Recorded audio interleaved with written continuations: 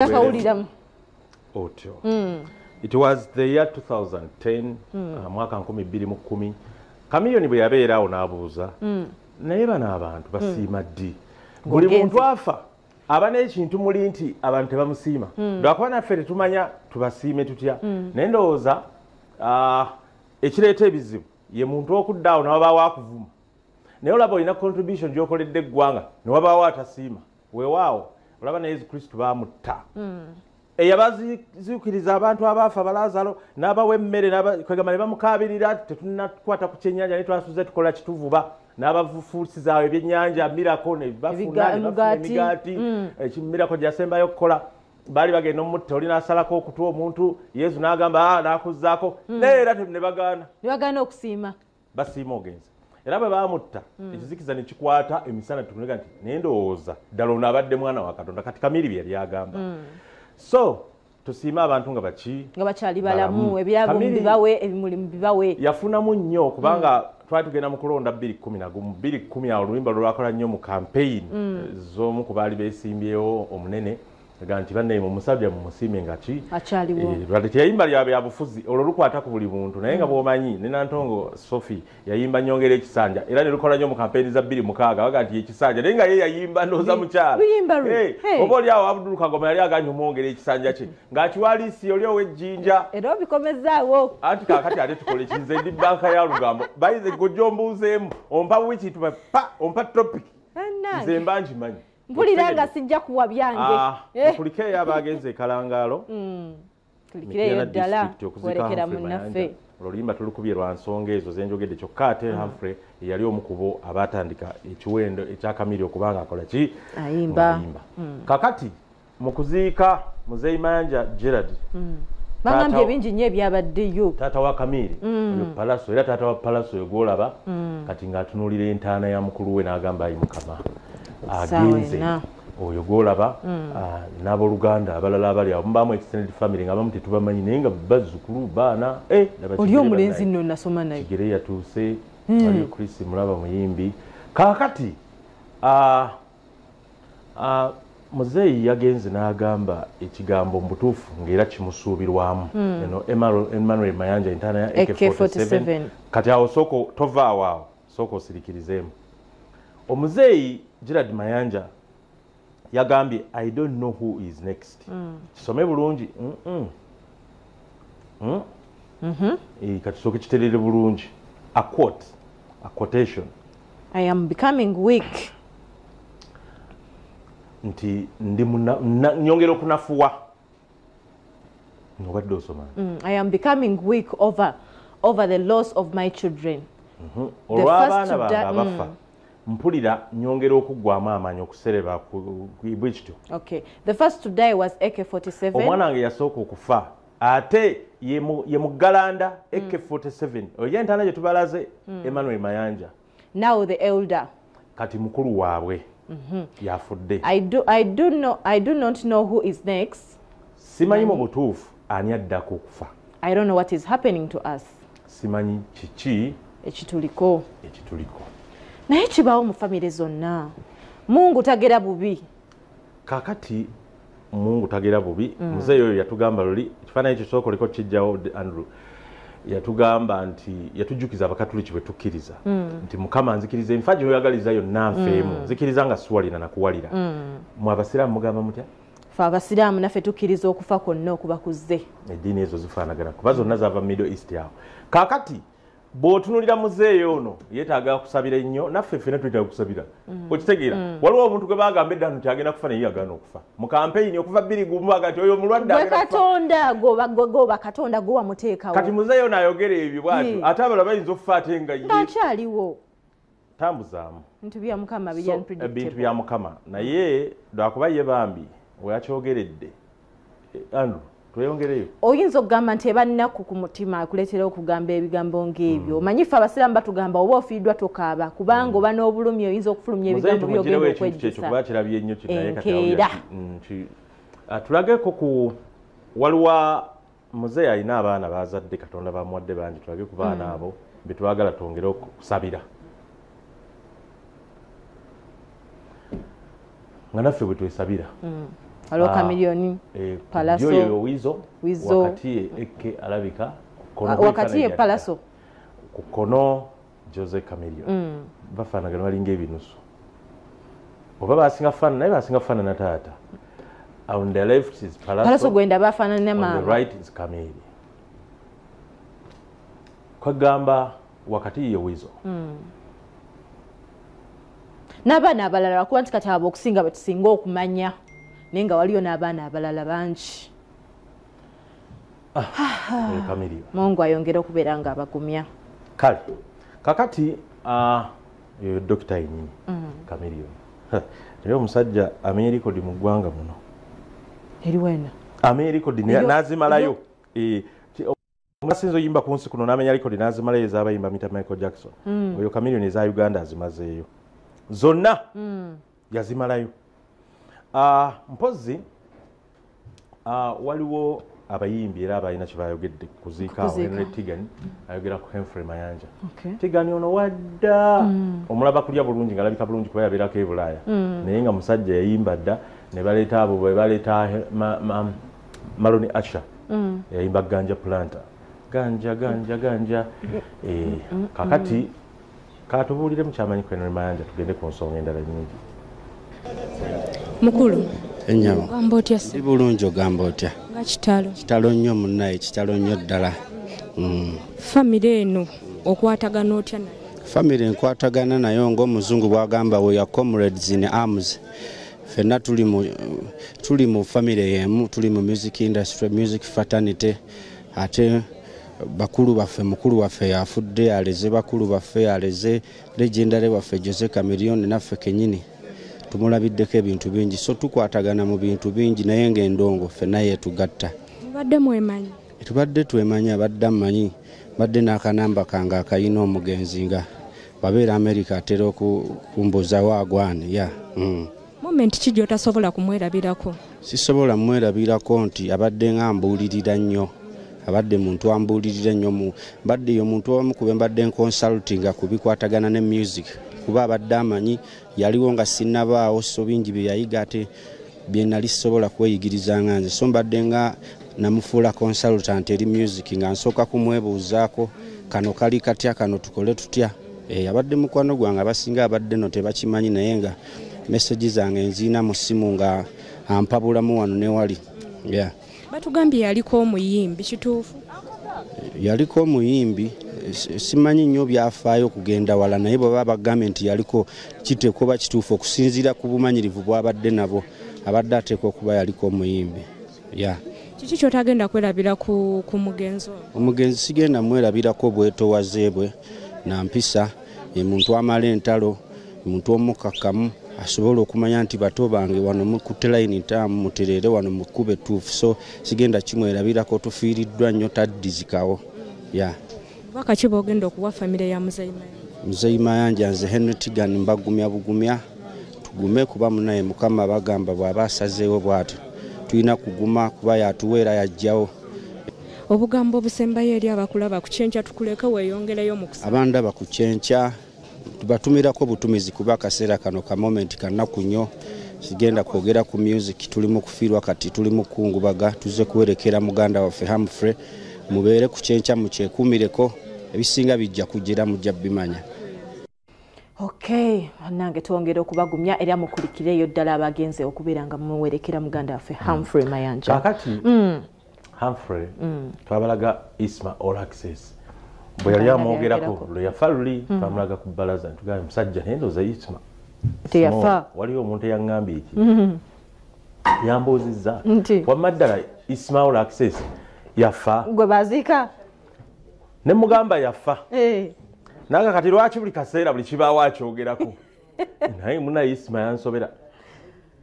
Gwe manya ekintu kimu, twafiirwa bloga gwe twalina yekka twamala, abalala bafuba era ate yali ayogera facts.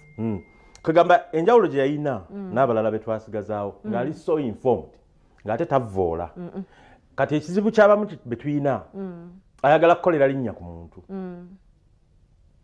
Waliwo ate ababeera wakati n'olaba mu butuufu nga ne babeera radio personality oba TV oba munnamawulire kati ng'olaba basigala wakati nange nga bwe mbeera bwe nti naye omuntu ayinza okufiira ku muntu naggwerayo bw'ati munnamawulire ndowooza you've got to be objective kyenva neebaza abantu abamu nga Jenkins Mukasa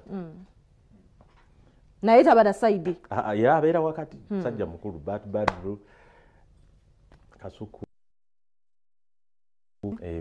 tubatumiddeko nno sendi babeerako nno nga batulaba basajja balaba kakati bwe yabeera mu diaspora nnyo Humphrey Mayanja era aba diaspora bafunye abakiikiri mbatumidde nnyo ba All Stars group eyo nga bwe yeyita mu America buli beeyamba boolaba naye yabadde waali oba yazze buzi omugenzi Humphrey oyo omwami ani gogambye Lubega okay kati ono Walter Mukaaku yeesimbako Lubaga South member of parliament oba ate byaba bitya muwulira buwulizi muganda ng'oyo nga wengabi ogenda okulaba ali eno ebityo naye kati sino si byabufuzi agenda kwogerako ku ngeri gye yalaba Humphrey mu diaspora Humphrey ono bwe managing Chameleon nafuna exposure ng'omuntu yenna bw'abeera yagenda n'asooka kubeerako mu Scandinavian countries ezo Denmark, Sweden eyo Norway wito n'avaayo n'addako mu Europe naga neeberere mu America n'ebiiriri yesi gye yasangira ani omugenzi Ismail Axis n'amubanja ssente ze Access yabitunyumiza juzi yali abanja Humphrey sente ne Humphrey najjukira nti alina bye yali Humphrey bye yayamba namugamba nkutadde namugamba akati nkusonyiye olaba atuuka ne wano nkutadde katulabe Mukaaku oyo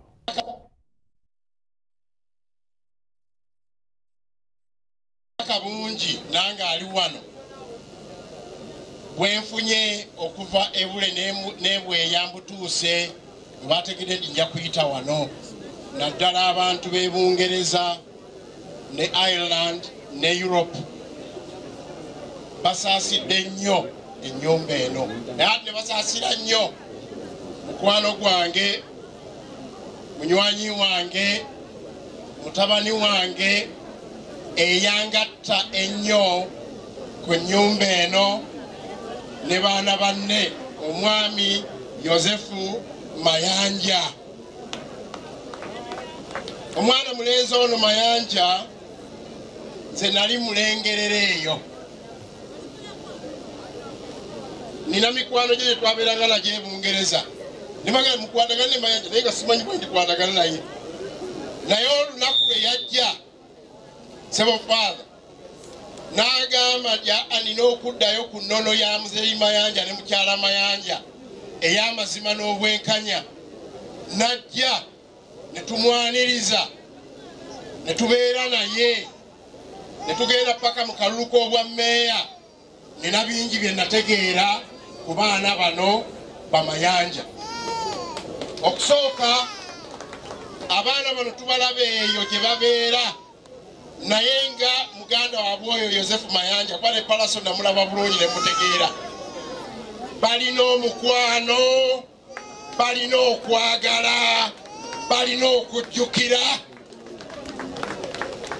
wonna we tubadde na buli we mbasanga lumu neewuunya Yosefu mu bivulu byabwe ebyo ebinene byanengerera enagali oyo muzeeyi Mukaaku muzeeyi Mabike Musembere neewuunya tesera kulaba ku balala bendeze okufaanagana nga ye Mayanja mwongere omutima ogwo ogw'okwagalana ate seewuunya mugugira ddala ne ku mukulu wammwe Humphrey banga ne Humphrey bino byenjogedde bye bimwogerwako ne mu US gyakoze eki gyabadde ensonga enkulu lwaki tubadde batuufu okuweereza essaala eno ate n'okwongera essaala zonna eri Humphrey atugenzeeko y'ensonga gye yakola paka lwafudde nti yasooka banne mu kisaawe nga mukulu waabwe yali w'amaanyi yali muyiiya ku byempulira yali atetenkanya ate ng'ayagala okulaga banne n'okutemera banne amakubo. Yayagaliza ensangi zino ssebo Faana naawe taata waffe Muzeeyi Mayanja ne maama mbaloopera waliwo omutima omubi oguzze, omutima gw'embeera ya Kayini ne Abeeri. Alfred yali Kayini, teyakola bwa Kayini n'omulundi n'ogumu, era mmanyi ne mukulu Katonda agenda kumubuuza nti baganda bo, muganda wo Kamiliyoni omulesewa, muganda wo Palaso omulesewa, muganda wo gundi omulesewa, agenda kugamba nti mukama wange nga bwe wabampa n'ebitone byabwe siina n'omu gwe natuulira. As birthday run t-shirt weziri wanene ku mitwalo 2 gyokka. Jangu wefunire ka kit ko obere nako buli kimu mu ekiri. Misinde gya kusande. Era nga Vision Group Bukedde family tugikutte mu nnyo. Mitwalo 2 gyokka. Kati mba mpita ayita mu ndeeba. Nsanga omukyala. Ani? Amuyita Roy Olyotya. Ngendo mujjukira ye muyimbi bali abedda abayimbanga mu mulama etinta biri ebedda kati nga bwowulira amasomero agazza abaana bayimba nnyimba za Ssaabasajja Kabaka nga beebo nganye ekivulu kyabwo kwegamba bwe bityo ekyalo kyonna kikuŋŋaanye ndeeba ekivulu akyayimba nakati anti nga bwolaba abayimbi bonna like watandika ddi okuyimba bangi batandikira mu masomero okusoma ng'oggyeko okuba nti kukuyamba okutegeera okulala okwenjawulo okutalika amagezi mazaali gokka naye talenti yo gizuulirayo. Nze nazuulayo yange ya acting. Kakati awo nga yeegomba Nattoolo ayimba eri Stabwa ye kati n'amusanga bali bombi oyo yayimba ne Sewa yayimba ne John Hill Chobe gwe bagoba mu Eagles Production mu bubi ennyo bannaye yayimba tufuna bukunkumuka bagoba John Hill Chobe.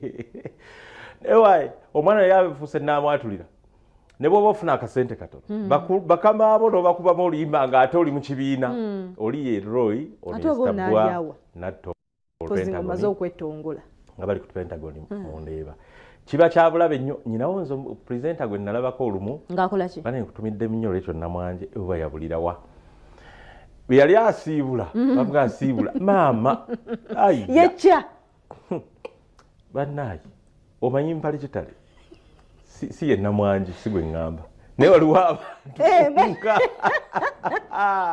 ate nze tonvumisiza obwerere naalina gy'akola eyo namwanje tasiba zikweya.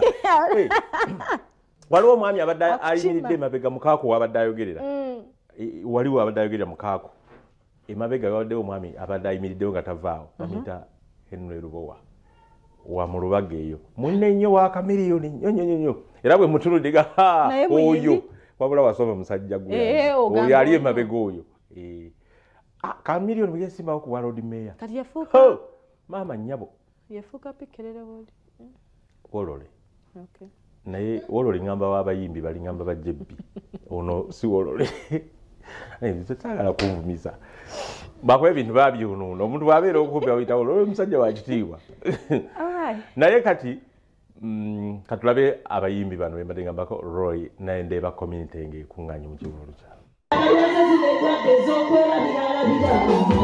Obatumbiro baleke mayiro mutwale mabega nabulwe sente nyabula abagira obunanfuusi abalwazi ono kanso ba hepatitis B.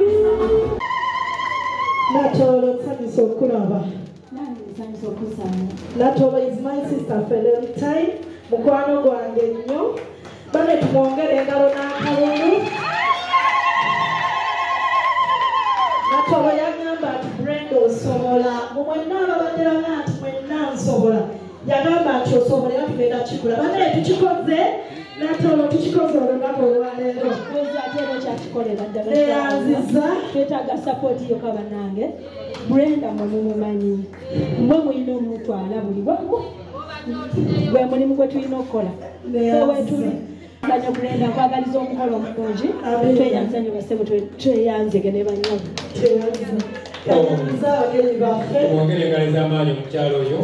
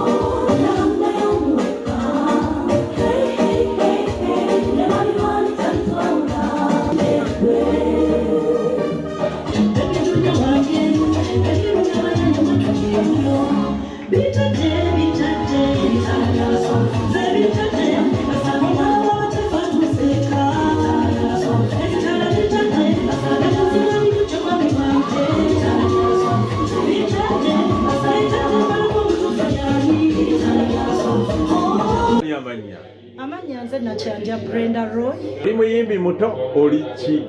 Siri muyimbi muto. Wayimba kumala myaka emeka?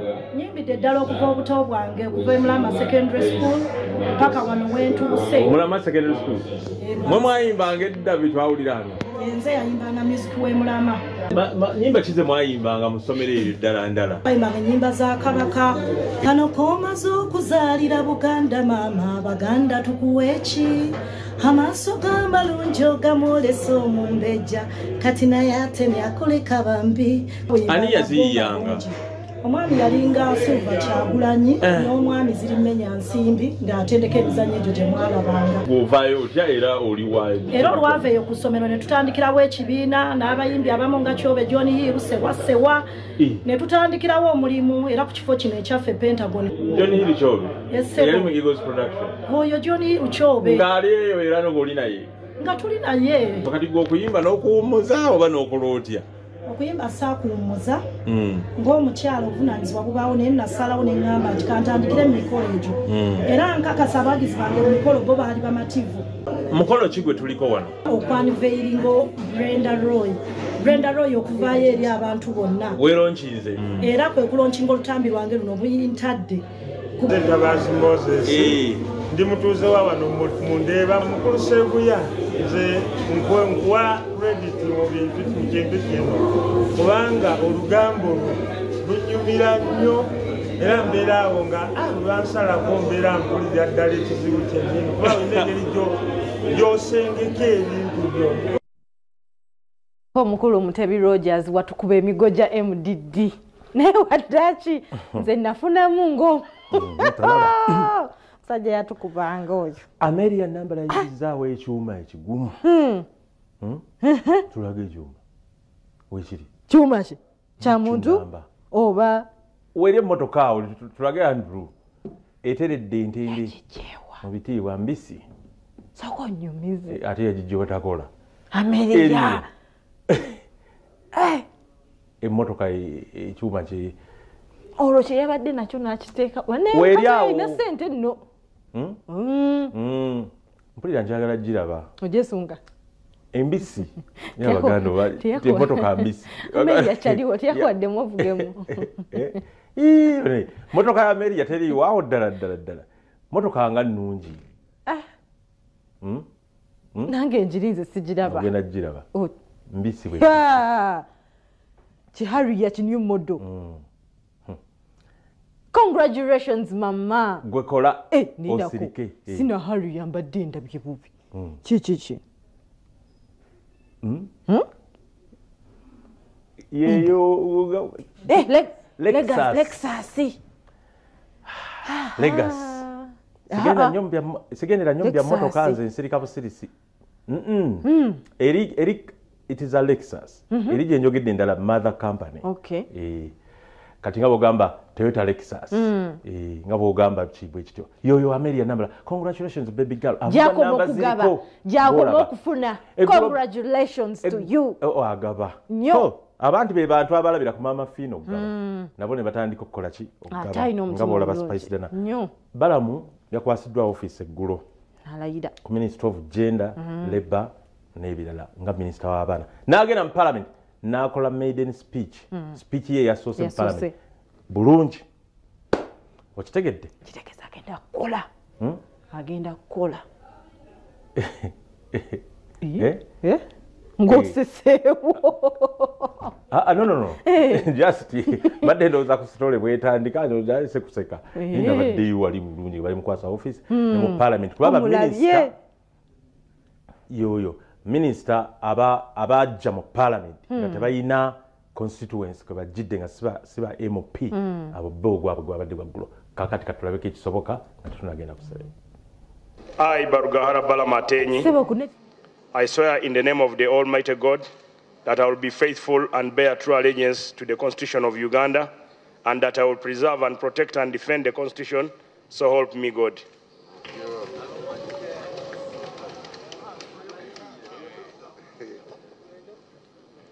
I, Barugahara Balamateng, I swear in the name of the Almighty God that I will give faithful service to the Parliament and support and uphold the Constitution of the Republic of Uganda as by the law established, so help me God. Amen.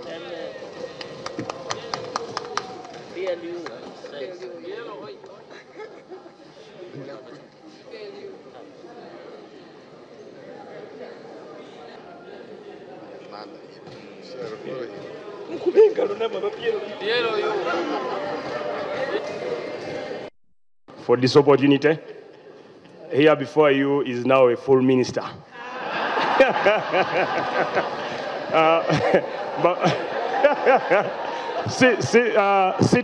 Sitting on a front bench, courtesy of General Museveni Kaguta Yoweri, approved by Parliament Appointments Committee, recommended by Ugandans. But before I became a member, small brief about me.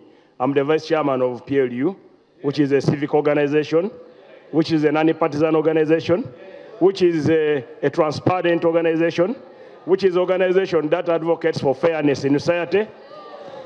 I thank Parliament for giving me this opportunity. I will work and I will serve my country, my president, and I will respect the Constitution of Uganda. When I was in the Appointments Committee, the Speaker requested me to speak to His Excellency to ensure that no supporters are released. The President, in his own voice and video, he said, give me the list. I requested the National Unity Platform to avail the list. Hope the leader of opposition is here. I'm yet to get it.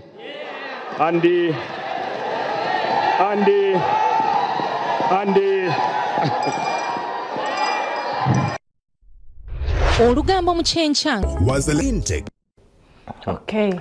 Enseera meddowa nyina kenzijukidde abakyala bongedde okufuga abasajja nnyo tukyabafugira ddala ate katukolemu ssente era waliwo omusumba juzi yagamba abaami benna nga mufugibwa abakyala ewaka mudde ku kkono omukyala omwami omu yekka yataagenda wangi omusumba n'abuuza gwe nga togenzaga mukyala wange ngambye togendayo kubanga era naye bafuga mufuge era nga bavuganye ogendayo abakyala bannange mugire baleko katugendeko bano batandika okuyimba gye tugenda omwaka 2023 baali basatu ng'ali Jack Chandiru Cindy Sanyu Lilian Mbabazi katugendeke wa Jack Chandiru tumumanyi bulungi yawona ebiragalalagala episoya zekubanga bwati nayingira so test the song Jack Chandiru uno Musa gonna be right muganda nga tulaba inajo sinziro kutulaba anze Musa Semwanga ku machaga onako olwaleero ansooka kulisaayo bwe twabadde nawo yesterday emitiana nga tugenza okuziika Humphrey Mayanja mwebale kubeera disciplined mwebale kuyirawo Humphrey mubiri mwebale kuyirawo Chameleon mubiri muganda wange twafunyeemu akadde akalungi yadde yabadde lunaku lwa nnaku naye mbakulisaayo kati olunaku olwaleero ennaku z'omwezi zino ziri nnya olunaku lwakuna omwaka 2024 tukomyewo we are back with our normal programming era on set mukyalo ono yomu ku bakyala be mbadde njagala okuinterviewinga for so long mbadde kimugambye behind the camera naye mwagalako ekintu kimu energy obeera ku stage oba toyagala kumanya era ngenda kukozesa omukisa ogwo nkubuuza olunaku olwaleero either obeera high either obeera high on something oba obeera high on music oba vibe gyoba osanzeewo ladies and gentlemen edda bakuyitanga Lugbala girl yeah, that's true. Ne Queen of the Nile. Ne kati nkyali Queen of the Nile. Tebakitwala engule. Kudiro ki. Once a queen, always a queen. Bana. Kati Queen of the Nile. Overside ki mbamukeyo. Mba Arua, West Nile Maracha. Baba buza batabeyo. Mengonia. Tunula wali babuze. Mengonia ba Lugbala ma Ruth Jack Chandiru is Lugbala Mazamba. Mengonia. Emialado. Mazamva oba otegeeza ki? Lugbara Mazamva, I'm a Lugbara girl. Lugbara Mazamva? Lugbara Mazamva. Okay. Ojaduiga. Na anyway, awayimba akayimba ane DJ Shiru katutandise nako bakayita abeeyo. Yes. Mbadde nkunoonyezaako ku makya n'enkizuula nti oyina ennyimba ne DJ Shiru ziringezi. Olwasookera ddala waluyita Ladies Night, kati oyina abeeyo, waliwo omwatuuma marijuana, waliwo omwatuuma oba pate biki. Party time. Aha, party time. Yes. Shiru ono, what is the chemistry between you and Shiru? Shiru muntu wange. He's one of those people in the industry, and also on the personal side, that is a person very close to my heart. He's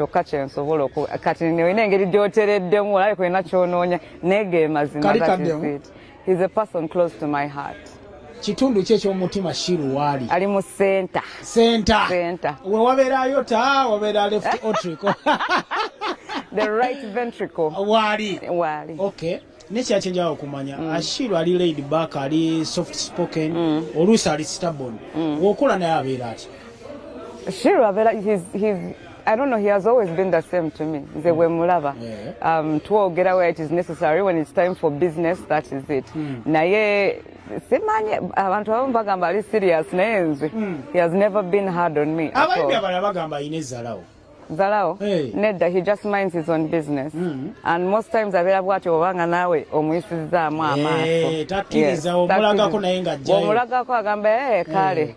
Nze spin doctor. Ayina kali kagamba yesaya. Okitegeera. Nayongerako kaka. Naye ng'ajja Kichandiru naye ayinza okubeera nawe ku set, oyambadde all black, engatto ya Jordan, oyambadde t-shirt zensinga okwagala.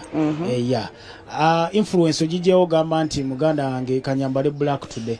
Nze ndi I'm a person of black. Ne wontunulira ku stage kiri rare nti onsanga mu white. Wembanga ntaddeko white, the rest has to be black. I'm a person of black. Okay. Yes. Ate wali okula ng'otandika okuyimba kala yeeno watyamu nti oyinza obutabeera wakabiri wakuba oli muddugavu. Anti natuuka point ne ndaba nti n'abeeru balina ebizibu. Bayinza okuba nga nabo tebabakwana, abamu babagoba. Ne ngamba why don't I just embrace my black color? Tugenderaawo. Also you had issues with your height. Ng'oli mukyala mumpi ogamba abawala abampi tebayimba. Tokubye nnyo. Ku live air. Nina we nakisoma nga ogamba nti you are worried about your height. Yes. Kakondo naku zino nina 6 inches zonna nzisabula. Nate zoze wali ng'oyingira nga ndaba oli muwanvu ekimala.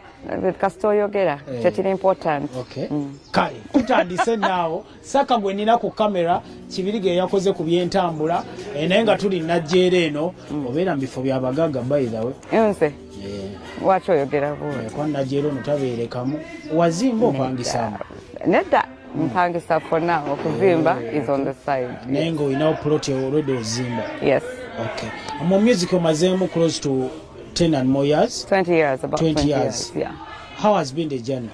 The journey is hard, definitely. Tebangako easy because industry affair ya competition. You know, media and what you've got to compete. You have to find a way in which, if you're an interviewer, how am I better than this person? How do I beat this target? How do I get this number of views? So, of course, industry is very difficult. Sinyangu, that's the truth. Used to competition. Nedda. Personally, competition tends because I believe I am my own competition. I have to be better than I was or than I am every single day.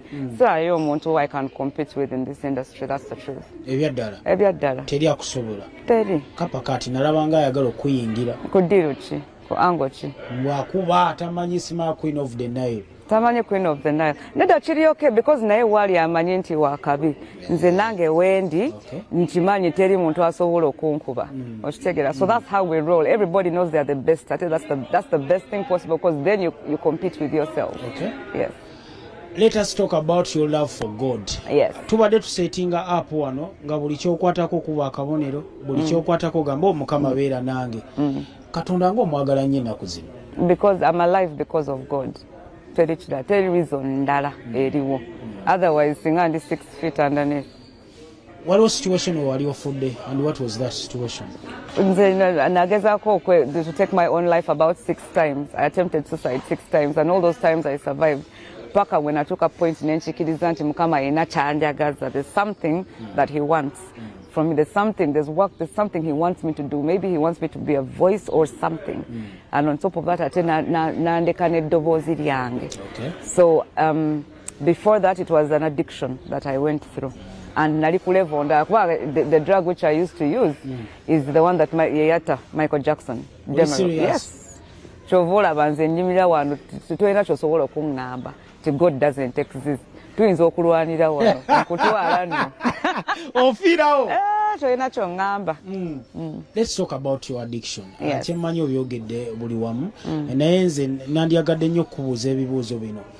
Ki ekyakuinfluencinga ogamba let me start abusing drugs? Nkyakyebuuza Jackie quite used to be a beautiful young promising lady but all of a sudden tuwulira nti otandise okuabusinga drugs. Ekisooka kibeera wrong bw'ogamba ki ekyaku-influencinga. There was no influence. And I want to make that clear today. No single person teri muntu ayankwata n'agamba jangu oba kwata akayiso weekube ki akayiso. Nedda. Ekintu kyengenda okusooka okugamba on the side is when the devil is after you, the devil will do, when you have something it is that he wants, oba ekintu ky'amanyi nti can change the way people think, the way people reason, the devil will do anything to get to you. Nze nalina ekizibu. By the way, to make this clear, I was abusing a drug called pethidine. Nalina ekizibu, a pain, which was pain. Kati nga pethidine is a painkiller.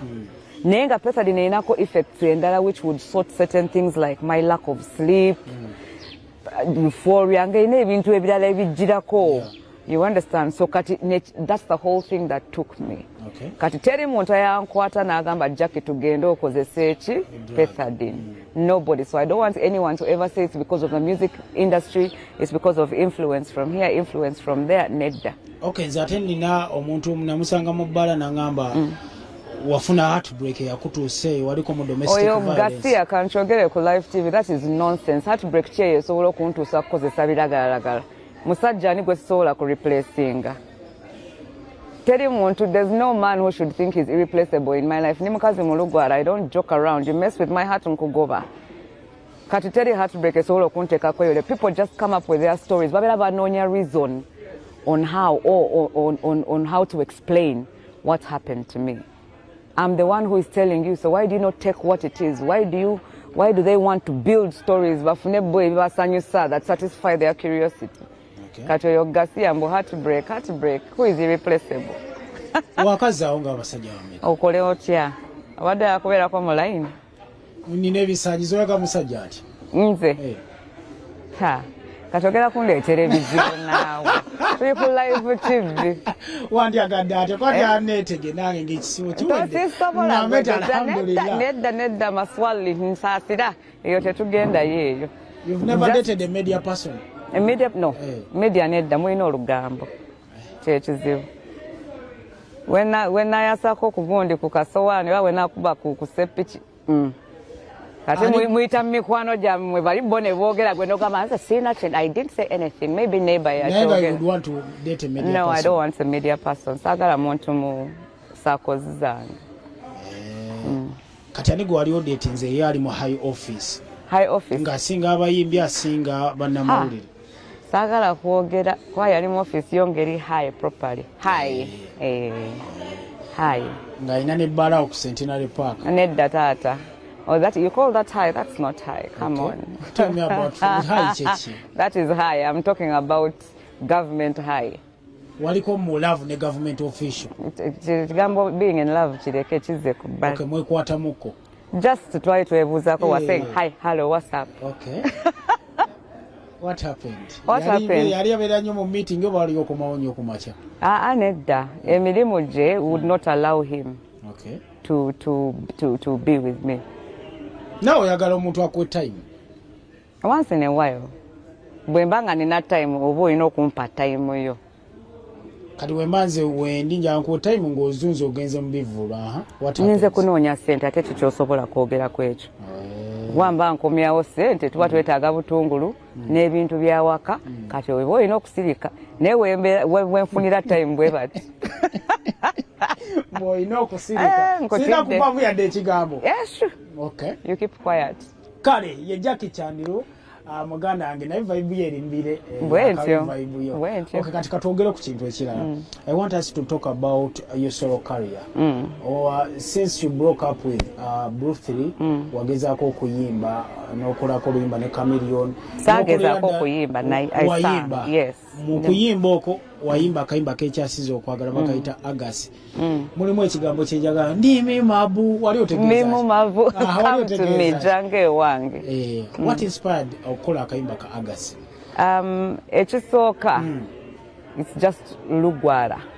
Because at that time when I was growing up nali ntambula mu park omuntu kastanyiza omulagwe mu lugwara gwe ekyali kivumo baye batugati mulya n'obunyonyi okitegeera nga boogera buli kibi kyali kikwata kuba lugwara.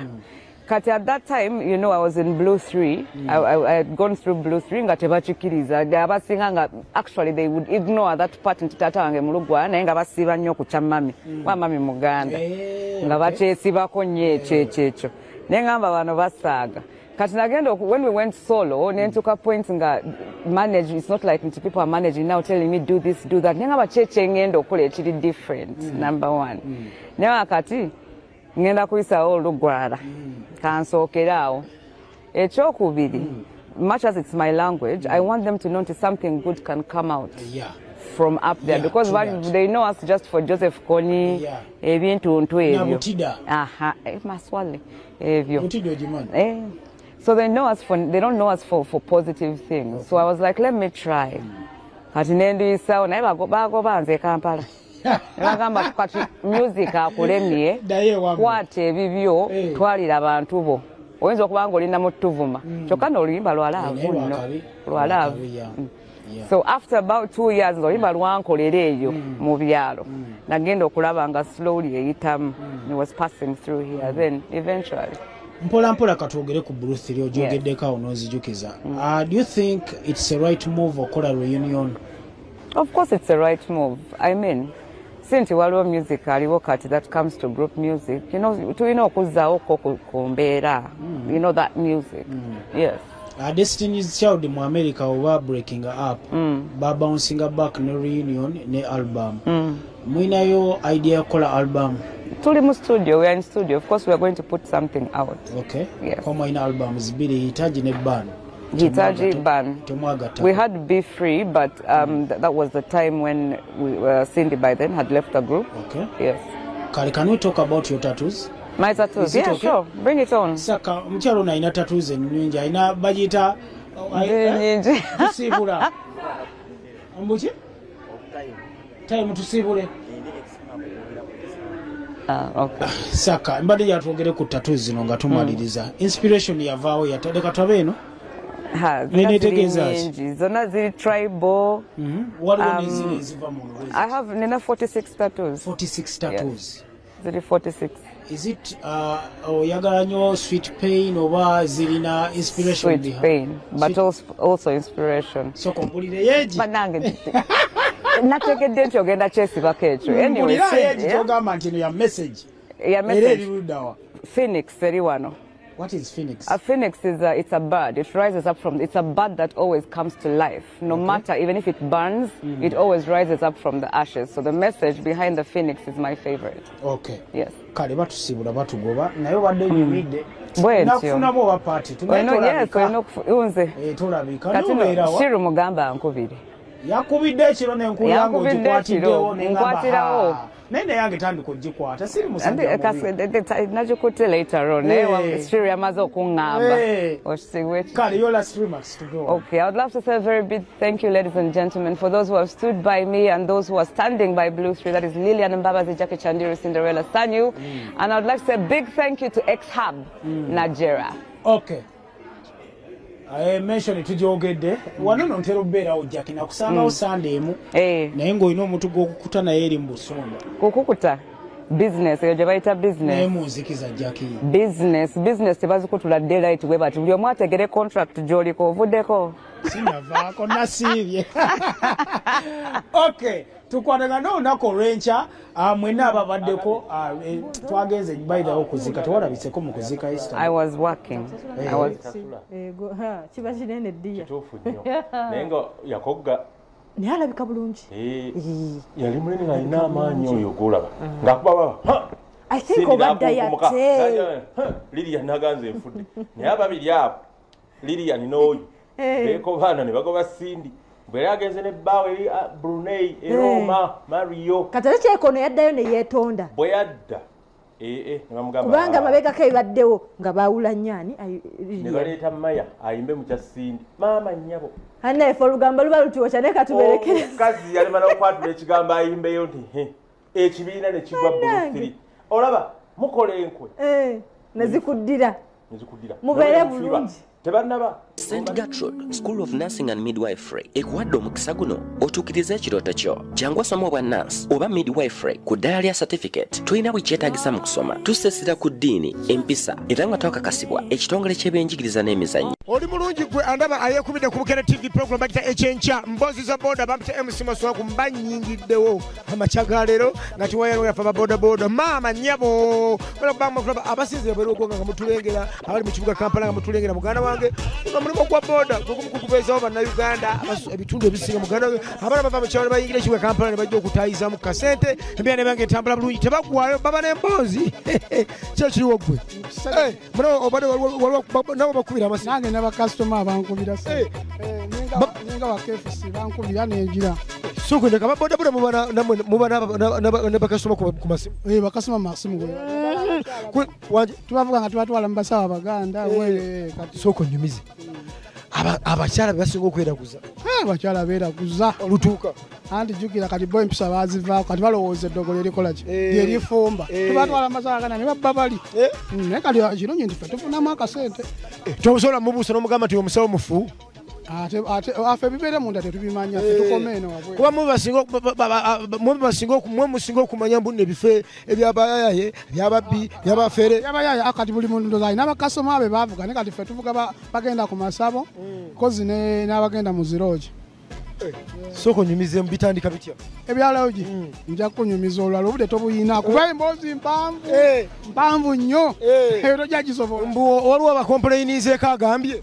mbunno mukwana baka abasajja mubakwata mu biwatu lwaki buli mulimu gulimu abakwana buli mulimu gulimu abakwana sagala besibe ku mulimu gwaffe gwa boda ndike tukwana n'abakazi benyini bakwana omutuuseyo nga talina nga atayagala kuwamu byala mu ssente ne kati twajja tuli focused fe twajja kuwenja akasente twajja kunoonyamu singa omukyala taliko kugamba bannange n'omuvuga n'otuka omusabasente agata zirina okola oti omugati ogikwata nnyo buleki leeta ssente